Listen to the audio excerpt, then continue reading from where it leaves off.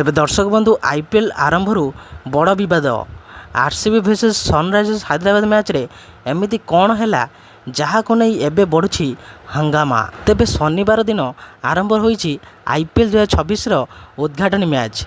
जेतिकी रोमांचकर थिला एही मैच सेतिकी विवादीय मध्य होई पड़िछि। आरसीबी एवं एसआरएच मध्य खेला जायथिबा एही हाई वोल्टेज मैच रे अंपायर को एक निष्पत्ति को नहीं एबे सोशल मीडिया रे हंगामा होउछि। आईपीएल रो नुआ सीजन आरंभ हेउ हेउ विवाद नंबर 1 सामना को आसीछि। रन वर्षा हेउथिबा एही मैच रे जणे सेट बैटर को आउट देबा को नहीं प्रश्नवाची सृष्टि होईछि। तेबे सनराइजर्स हैदराबाद रो बैटिंग चलथिबा बेले 14तम ओभर एही हंगामा आरंभ होइथिला। सेपड़ को प्रथम बॉल रे क्लासन एक बड़ शॉट खेलथिले। बाउंड्री लाइन पाखरे फील्ड शॉट एक चमत्कार कैच धरथिले, किंतु रिप्ले रे देखा मिलथिला जे कैच धरिबा समय शॉट को पाद बाउंड्री लाइन को स्पर्श करथिबा परी मने होउथिला। तथापि थर्ड अंपायर यहाकू अणदेखा करे क्लासन को आउट घोषणा करथिले। तेबे एही निष्पत्ति परे हेनरिच क्लासन बहुत निराश देखा जाइथिले। पड़िया मध्य से अंपायर के सह जुक्ति करथिबा मध्य देखा मिलथिला।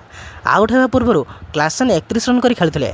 से ईशान किशन के सह मिसी 97 रन रो एक गुरुत्वपूर्ण पार्टनरशिप करथिले। तेबे अंपायर को एभली त्रुटिपूर्ण निष्पत्ति पई प्रशंसक माने ट्विटर रे बैड अंपायरिंग बोली लेखि क्रोध प्रकाश करुछंती।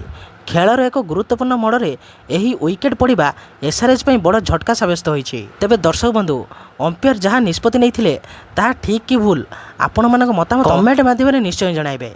एवं यही प्रकार वीडियो देखा चाहूँगे वीडियो गोटे लाइक एवं चैनल को सब्सक्राइब करदेवे, कारण यही प्रकार वीडियो आपण मैंने यही चैनल देखा पाइबे। तेबे रहिली जय सीताराम, जय जगन्नाथ स्वामी, हर हर महादेव।